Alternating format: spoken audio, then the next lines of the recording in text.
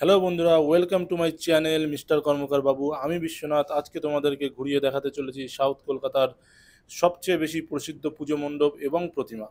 তো চলো বেশি দেরি না করে, বেশি ভাট না বকে ভিডিওটি শুরু করা যাক।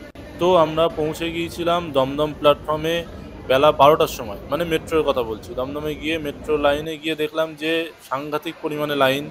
আর আমরা যখন মেট্রোর জন্য উপরে গেলাম তখন দেখছি যে যেই পরিমাণ ভিড়, মানে আমার ইচ্ছা ছিল যে আরও ব্লগটাকে আরও ডিটেলসে দেখানো, বা ট্রেনে ওঠা বা সামথিং আরও ডিটেলসে দেখানো, কিন্তু তোমরা দেখো যে ভিড় দেখো। এই ভিড় থেকেই মাথা খারাপ হয়ে গিয়েছে আমার, মানে আমার মনে হলো না যে হাতে মোবাইল নিয়ে ক্যামেরা করাটা উচিত হবে বলে। তারপর মেট্রো ট্রেন চলে আসলো। তারপরে মোবাইলটা টুক করে পকেটে পুরে নিলাম, কেননা রিস্ক নেওয়া যাবে না। তারপর কালীঘাটে নামলাম। নেমে সবার প্রথমেই আমরা যেটা কাছাকাছি যে মণ্ডপ যেটা ছিল সেটা হচ্ছে বাদামতলা। তো ওখানে গিয়েছিলাম। ওরা শ্রমজীবী মানুষদেরকে নিয়ে বা রাজমিস্ত্রিদেরকে নিয়ে একটা থিম ওরা বানিয়েছিল, তো যথেষ্ট সুন্দর করেছিল। তো সেটাই তোমরা দেখো যে এখানে মানে প্রথম কথা হচ্ছে যে মণ্ডপের যে কারুকার্য, আর দ্বিতীয়ত হচ্ছে প্রতিমাটা মুগ্ধ করেছে একদম। কলকাতাতে গিয়েই শুরুতেই যে প্রতিমাটা দেখে মুগ্ধ হয়েছে সেটা হচ্ছে বাদামতলার প্রতিমাটা। তো তোমরা সেটা দেখো, দেখলেই বুঝতে পারবে।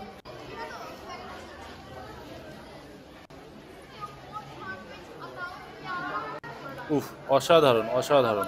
তোমাদের কেমন লাগলো বাদামতলার প্রতিমাটা তোমরা সেটা কমেন্ট সেকশনে জানাবে। আমার মণ্ডপ যত না ভালো লেগেছে তার থেকে প্রতিমাটা সবচেয়ে বেশি ভালো লেগেছে।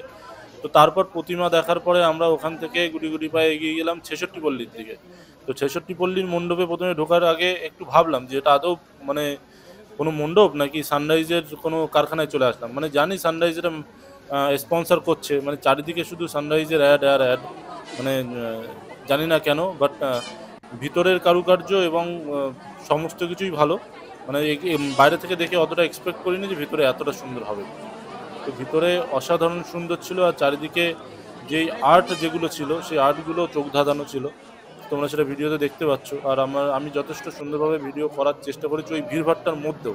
মানে যেই পরিমাণ ঠেলাগুতো তার মধ্যেও মোবাইলটাকে স্টেবল ধরে রেখে ভিডিও করা খুব একটা সহজ কাজ নয়। যারা করে তারা জানে। তো চেষ্টা করেছি যতটা সম্ভব ভালোভাবে ভিডিও করা যায় ততটা করার। তো যদি তোমাদের একটু হলেও ভালো লেগে থাকে তাহলে তোমরা সেটা কমেন্ট সেকশনে অবশ্যই জানাবে। মনে হলো যে একটু আখের রস খেয়ে নিই, নয়তো প্রচুর পরিমাণে গরম লাগছে, তো একটু আখের রস খেয়ে নিলাম। আখের রস খেয়ে নিয়ে আমরা যাচ্ছিলাম অন্য একটা সাইডে। বাট যাওয়ার পথে একটা মণ্ডপ নজরে পড়লো, সেটা অতটা নাম করা নয় আমার, যদিও এটা পার্সোনালি কোনো জানা ছিল না নাম কি। বাট দেখে ডেকোরেশন দেখে বা দেখে মনে হলো যে ভালো হবে, তো আমি তার জন্য এগিয়ে গেলাম। তো এগিয়ে গেলেও ততটা হতাশ হয়নি। চারিদিকের যে কারুকার্য এখানে আমি দেখছিলাম যে কি একটা কালীঘাট নেপাল কি একটা ক্লাব ছিল। তো যাই হোক, আমরা নামটার দিকে অতটা ফোকাস করিনি। আমরা এগিয়ে যাচ্ছিলাম যে যত তাড়াতাড়ি জায়গাগুলোতে কভার করা যায়, কারণ আমাদের আরও অনেক মণ্ডপ দেখাচ্ছিল। তো তার জন্য তো এখানকার প্রতিমা নর্মালের ওপরে খুবই সুন্দর করেছিল। আর ডেকোরেশনে তো তোমরা দেখতেই পাচ্ছ।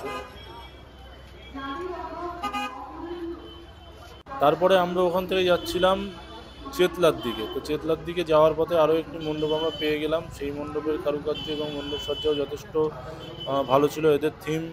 এদের থিমও যথেষ্ট পরিমাণ ভালো লেগেছে। তো তোমরা দেখো, দেখে তোমাদের বলো যে তোমাদের ভালো লেগেছে কি লাগেনি।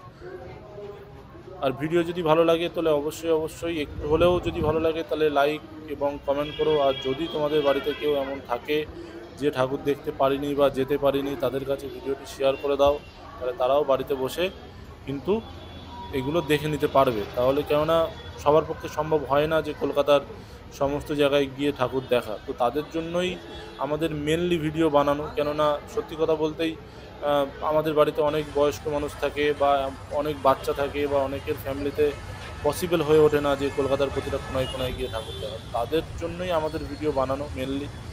আর তোমরা পারলে যদি তোমাদের চেনাশোনার মধ্যে এমন কেউ থাকে তাহলে তোমরা অবশ্যই তাদেরকে শেয়ার করে দিও।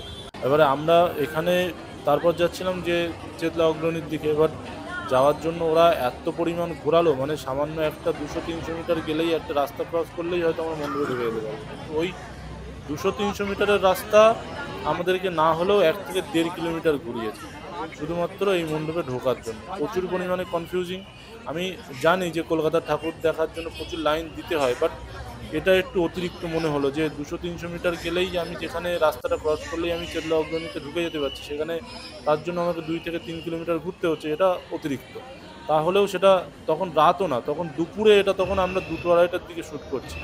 রোদে তো মোটামুটি মাথা ফেটে যাওয়ার জোগাড়, কিন্তু ওই চড়া রোদের মধ্যেও মানে মানুষজন আগ্রহ দেখিয়ে যে লাইনে দাঁড়িয়েছে বা করেছে, সেটা দেখে অবাক করার বিষয়। তো যাই হোক, সেগুলো পরের বিষয়। কিন্তু এখানে একটা মহাদেবের থিম করেছিল, আর এই সাইডে তোমরা দেখতে পাচ্ছ মহাদেবের মূর্তিটা খুবই সুন্দর করেছে। তো দেখো আমার চোখ মুখের যে হাল ছিল সেই সময়, মানে দেখার মতো নয়। আর সবচেয়ে ভালো লেগেছে চেতলা অগ্রণীতে যখন আমরা এর ভিতরে ঢুকেছি। বাইরেটা এখানে গঙ্গাকে রিপ্রেজেন্ট করছে। তো যাই হোক, আমরা তখন এন্ট্রান্স করছি। এন্ট্রান্স নেওয়ার সময় মানুষের চিল্লানোর আওয়াজ শুনলেই বোঝা যায় যে মানুষ কত পরিমাণ পছন্দ করেছে এই চেতলা অগ্রণী। জাস্ট ঢোকার সময় এই যে পোর্শনটা, মানে মুগ্ধকর, মানে মনোমুগ্ধকর। যে কটা ঠাকুর সাউথে দেখেছি তার মধ্যে সবচেয়ে best, one of the best আমার মনে হয়েছে ভিতরের ডেকোরেশনের দিক থেকে, সেটা হচ্ছে চেতলা অগ্রণী। মানে অসাধারণ। অনেক মানুষের দেখার ইচ্ছে ছিল চেতলা অগ্রণী, কিন্তু তারা দেখতে যেতে পারেনি শুধুমাত্র ভিড় আর সময়ের অভাবের জন্য। তো তাদের কাছে মানে যাই হোক, আমরা ওখান থেকে একটু এগিয়ে গিয়ে আমরা চলে গেলাম সুরুচি সঙ্ঘের দিকে। তো সুরুচি সঙ্ঘের মণ্ডপে ওরা মোটামুটি মেকানিকদের যন্ত্রাংশ নিয়ে মণ্ডপটা বানিয়েছে। মেকানিকের যে জগৎ সেইটাকে রিপ্রেজেন্ট করার চেষ্টা করেছে ওরা। তো এখানে সুরুচি সঙ্ঘের ঠাকুরও যথেষ্ট ভালো করেছে, এবং ওদের ডেকোরেশন বা থট প্রসেস যে থিম যেটা ছিল সেটা যথেষ্ট ভালো ছিল। তো আমরা ওখানেও গিয়েছি। তোমাদের কোনটা ভালো লাগলো, চেতলা অগ্রণী না সুরুচি না বাদামতলা, কোনটা তোমাদের বেস্ট লাগলো তোমরা সেটা জানাতে কিন্তু কমেন্ট সেকশনে জানাতে কিন্তু একদমই ভুলবে না। আর যদি আমার ভিডিওর মধ্যে যদি তোমাদের কোনো রকম কোনো কমপ্লেন থাকে, লাইক সাউন্ড, ভয়েস বা অন্য কোনো কিছু, যদি কোনো রকম কোনো কমপ্লেন থাকে, তাহলে তোমরা সেটা অবশ্যই কমেন্ট সেকশনে জানাতে পারো। তাহলে আমি নেক্সট ভিডিওতে সেটা ইমপ্রুভ করার আরও চেষ্টা করব। তো তারপরে যাই হোক, আমরা সুরুচি সঙ্ঘের থেকে বেরিয়ে যাচ্ছিলাম। বেরিয়ে যাওয়ার এক্সিট গেটটাও যথেষ্ট পরিমাণ ভালো। মানে আমি যে কটা মণ্ডপ দেখেছি, কোনো মণ্ডপের এক্সিট গেট এতটা ভালো করিনি সুরুচি সঙ্ঘের মতো। তো তারপরে আমরা আরও এগিয়ে গেলাম। আমাদের নেক্সট টার্গেট ছিল শ্রীভূমি। তো আমরা শ্রীভূমিতে গেলাম।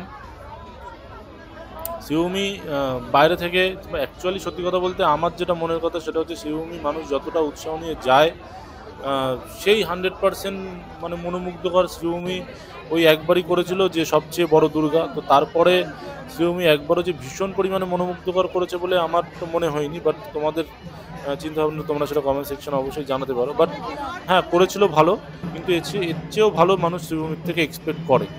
তো যাই হোক, আমরা বাইরে থেকে শ্রীভূমির এটা যতটা সুন্দর লাগছিল, তবে ভিতরে গিয়ে ভেবেছিলাম যে হয়তো আরও মানে এতটা ভালো হবে না, কিন্তু ভিতর থেকে শ্রীভূমি যথেষ্ট ভালো করেছিল। ভিডিওতে তোমরা দেখতে পারবে যে মানে জাস্ট ওয়াও যেটাকে বলে আর কি। তো অসাধারণ করেছিল, চোখ ধাঁধিয়ে যাওয়ার মতো। একটা হোয়াইট শেডের ওপরে কোনো রকম কোনো দ্বিতীয় কোনো সেকেন্ড কোনো কালার নয়, পুরোপুরি হোয়াইট শেডের ওপরে ওরা ঝাড়বাতি থেকে শুরু করে সমস্ত কিছুতে হোয়াইটটাকে রাখার চেষ্টা করেছে, যথেষ্ট সুন্দর করেছে। তো তোমাদের কেমন লাগলো তোমরা সেটা কমেন্ট সেকশনে অবশ্যই জানাতে ভুলো না।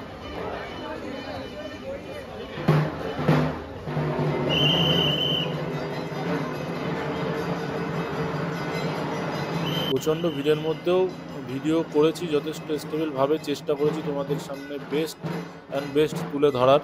হ্যাঁ, মণ্ডপের ভিডিও ছাড়তে আমার অনেক লেট হয়ে গিয়েছে আমি জানি, কেননা দুর্গাপুজো চলে গিয়েছে, বেশ কিছুদিন হয়েছে। কিন্তু সত্যি কথা বলতে গেলে বেশ কিছু প্রবলেমের কারণে আমি ভিডিও ছাড়তে পারিনি বা ছাড়তে পারছিলাম না। চ্যানেলটাও নতুন, তো অনেক কিছু প্রিপারেশন লাগে একটা চ্যানেলে ভিডিও ছাড়তে গেলে। এডিটিং লাগে, সাউন্ড এডিটিং লাগে, বিভিন্ন সফটওয়্যারের ইউজ করা, সমস্ত কিছুর একটা ব্যাপার থাকে। তো এছাড়াও আরও অনেক ইস্যু ছিল, সেই কারণের জন্য ভিডিওটা অন টাইম আসতে পারিনি। তবে নেক্সট টাইম থেকে সমস্ত ভিডিওই অন টাইম আসবে। তো যাই হোক, তোমাদের ভিডিও কেমন লাগলো তোমরা সেটা অবশ্যই কমেন্ট সেকশনে জানিও। আর যদি ভালো লেগে থাকে তো চ্যানেলটাকে প্লিজ সাবস্ক্রাইব করে দিও। আর পারলে তোমাদের আত্মীয় পরিস্বজনদেরকে একটু শেয়ার করে দিও যারা ঠাকুর দেখতে কলকাতায় যেতে পারেনি। তো ধন্যবাদ ভিডিওটি দেখার জন্য।